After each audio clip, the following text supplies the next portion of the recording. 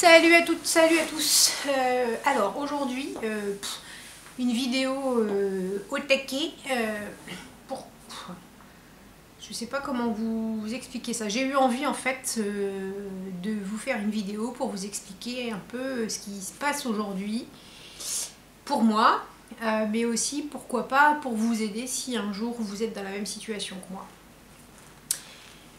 Je m'explique, enfin, je pense que vous aurez déjà vu dans le titre, je ne sais pas encore quel titre je vais mettre,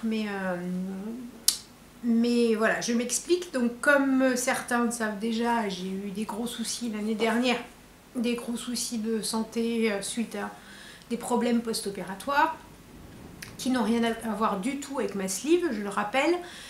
Si j'avais pas été slivée, si j'avais pas perdu du poids avant, je serais certainement plus de ce monde aujourd'hui. Voilà. La page est fermée, la parenthèse est fermée. Et donc comme j'ai vu cette chair faucheuse de très près, parce que voilà, je l'ai vue d'assez près je pense, il s'est passé plein de choses en fait. Là ça fait 1 an en fait, que je suis pas en rémission parce que j'ai pas eu de cancer, mais ça fait 1 an que la situation est revenue à la normale où je suis sortie des grosses opérations, etc. Là, je viens de faire mon opération de chirurgie esthétique. Et puis, donc, dans ce laps de temps de 1 an, en fait, il s'est passé énormément de choses. Et je pense que ces choses ne sont pas dues au hasard. Voilà. Donc, je voulais en faire profiter ceux qui sont en attente de savoir, en gros, ce qu'ils vont faire de leur vie. Comment ils peuvent faire, comment faire attention à nos proches, comment prendre soin de soi, comment avancer. Je suis pas du tout dans le truc de PNL et compagnie. Voilà, je suis pas là pour vous donner des conseils, juste pour vous raconter ce qui s'est passé pour moi. Et puis pourquoi pas que vous piquiez quelques trucs à droite, à gauche. Bref, c'est encore long comme introduction, hein. Bon, on va essayer de faire plus court. Donc je vais essayer de vous parler de plusieurs choses qui ont eu lieu et qui font qu'aujourd'hui j'en suis à un reset total. Il y a une première chose au niveau du travail, il y a au niveau de la santé, donc tout ce qui est au niveau du corps, ouais. Physique. Il y a des choses au niveau mental et au-delà. Et puis il y a une évolution aussi au niveau familial. Et comment on avance avec tout ça. Donc, pour revenir un peu à l'historique de l'année dernière, donc je sortais de plusieurs grosses chirurgies avec voilà, la faucheuse, comme je vous ai dit tout à l'heure, qui était passée pas très loin. J'avais retrouvé un corps à peu près potable, à peu près, parce qu'il y a encore un petit peu de ravalement de façade à faire. Et puis au mois de mai l'année dernière, donc ma dernière opération datait de février. En mai l'année dernière, j'ai eu l'impression que le sol se fendait sous mes pieds. Voilà, je ne sais pas comment l'expliquer, mais il s'est passé un truc où d'habitude je suis pas quelqu'un qui pleure, je me suis mis à chialer, je ne savais pas pourquoi. J'ai eu des crises de panique, donc le matin quand je me réveillais, j'avais des palpitations pas possibles. Et puis il y a plein de choses qui se sont mises à tourner dans ma tête. Et puis je me suis un peu... J'ai l'impression que le fait que cette impression de sol qui s'ouvre sous tes pieds, c'est une ouverture et on te dit bah vas-y, rentre dedans et puis on verra bien ce qui va se passer. Donc j'y suis allée, hein. Tranquillou bilou, mais j'y suis allée. Donc il y a certaines choses que je peux pas vous dire parce que voilà, ça n'engage pas que moi. Mais voilà, j'ai fait quelques démarches. J'ai fait quelques démarches personnelles pour essayer d'avancer sur un sujet qui me tenait à cœur depuis... quelque chose qui me tenait à cœur depuis quelques dizaines d'années. Voilà. Qu'est-ce que j'ai fait d'autre? J'ai commencé l'hypnothérapie aussi. Et puis mon hypnothérapeute m'a aussi débloqué quelques blocages que j'avais. Entre autres, ma phobie de l'eau. Alors j'ai encore un peu la trouille. Mais ça c'est pareil, j'avais dû le dire déjà dans une autre vidéo. J'ai réussi à monter sur un jet ski, à le piloter, enfin aller en mer sans avoir les pétoches. Alors que habituellement sur un bateau, j'y monte pas du tout. Voilà, donc ça c'est un premier truc. Et puis au fur et à mesure en fait où j'ai réussi à faire des choses que j'arrivais pas à faire ou que j'ai jamais pu faire ou sur lesquelles j'avais des blocages, j'avais l'impression en fait que j'avais toute une série de petites clés et puis j'arrivais à déverrouiller au fur et à mesure. Alors, comme je le dis, c'est pas des... je pense que rien n'arrive par hasard. Le premier déclencheur, c'est ce qui s'est passé début mai.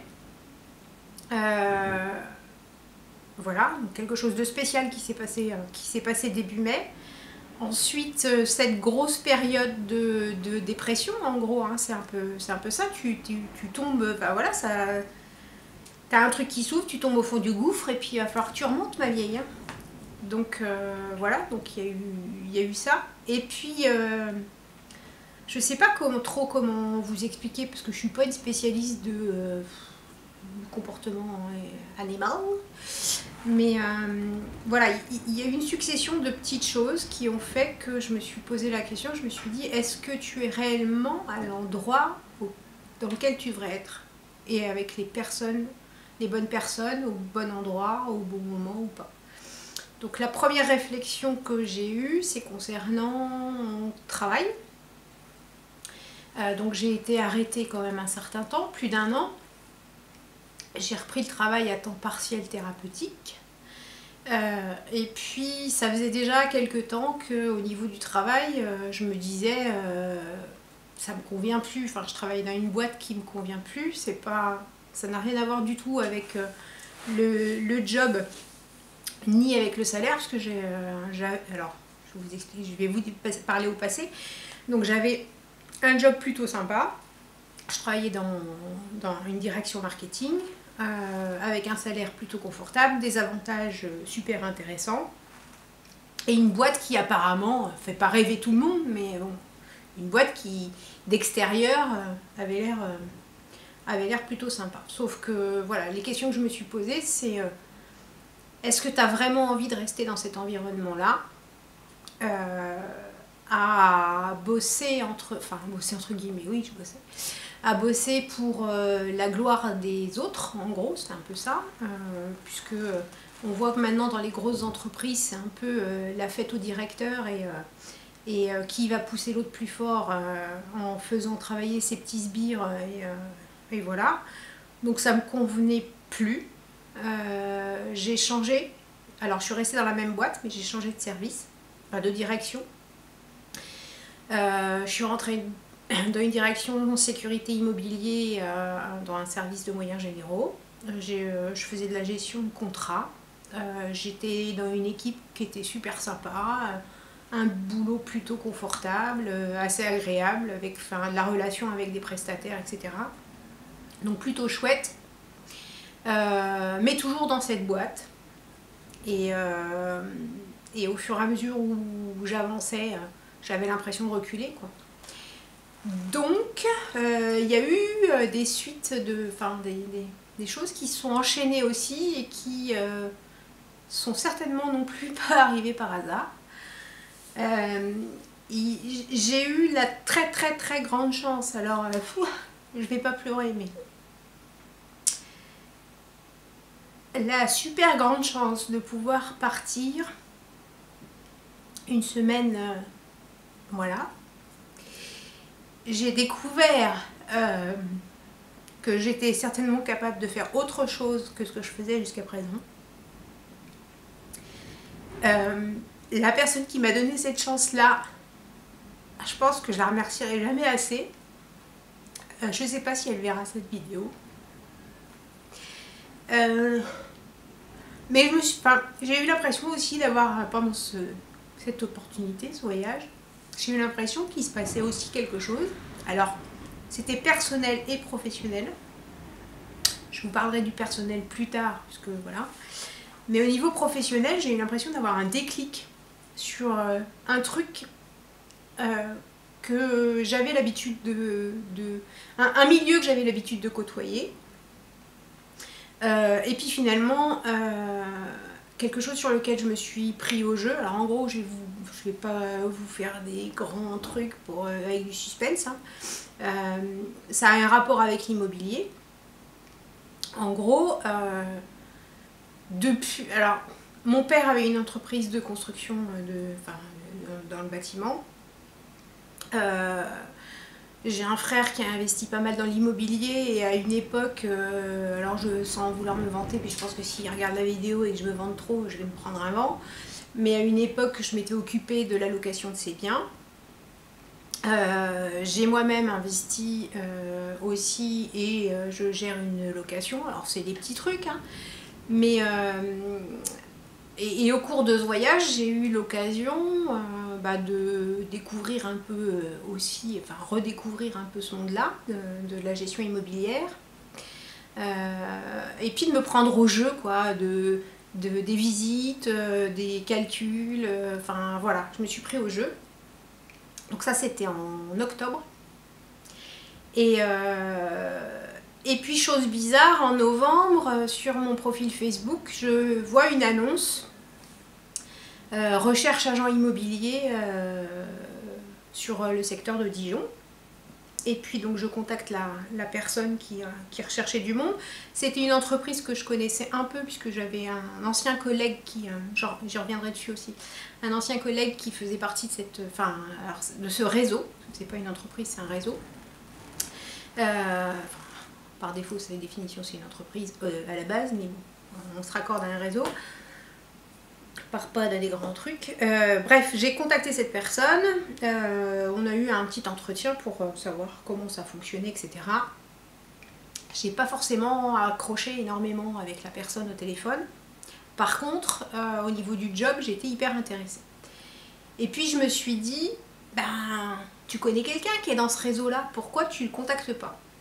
Alors, en fait, c'est un ancien collègue que je connaissais depuis 2000, même avant. Voilà, donc une 19 ans, 20 ans, que j'avais perdu de vue depuis 12 ans. C'est pas quelqu'un avec qui j'avais forcément des affinités à l'époque où on travaillait ensemble, parce que lui avait ses réseaux aussi. Enfin, pour moi, c'était quelqu'un plutôt austère là où on travaillait ensemble, et je me suis aperçue après en discutant avec lui que lui aussi ne se sentait pas bien dans l'entreprise dans laquelle on était à cette époque-là, qui n'est pas la même que celle dans laquelle je suis aujourd'hui. Et puis donc je l'ai contacté en lui disant, écoute, je suis hyper intéressée par l'opportunité de travailler sur Dijon dans l'immobilier, mais par contre la personne avec qui j'ai eu les échanges, voilà, j'ai pas le feeling et j'aimerais quelqu'un quand même qui me mette un grand coup de pied au cul. Et là il me dit, pourquoi tu m'as pas demandé avant? Et voilà, je te demande. Donc je lui ai demandé, on s'est rencontrés en décembre. Enfin, on s'est rencontrés, oui, on s'est vu une journée sur Dijon en décembre. Et puis banco, je me suis dit, il faut absolument que tu t'arraches les doigts du derche. Et puis l'expérience que j'avais eue au mois d'octobre l'a confirmé. La personne qui m'accompagnait au mois d'octobre, enfin que j'accompagnais plutôt, c'est pas elle qui m'accompagnait, la personne que j'accompagnais au mois d'octobre me poussait aussi quand même beaucoup à bouger et à changer pas mal de choses. Donc j'ai dit banco, et en janvier, donc j'ai décidé de quitter l'entreprise dans laquelle je travaillais. Donc là on est le 4 mars, je quitte l'entreprise dans laquelle je travaille le 15. J'ai reçu tout ce qui est contractuel au niveau du réseau que je vais rejoindre. Et puis voilà, c'est départ à l'aventure. On verra bien ce qui se passera. Alors je vais partir avec 0. J'aurai pas de revenus pendant quelques temps. Ensuite, je vais avoir droit au chômage, mais on sait bien qu'au chômage, on n'a pas le salaire qu'on a quand on est en activité, mais bon, ce sera toujours ça à mettre dans les épinards. Et puis roule ma poule, quoi. Donc je vais mettre à mon compte en tant qu'indépendant, et je vais et je vais donc travailler dans l'immobilier sur le secteur de Dijon. Donc, première partie terminée. Je vous rejoins tout de suite pour la deuxième partie.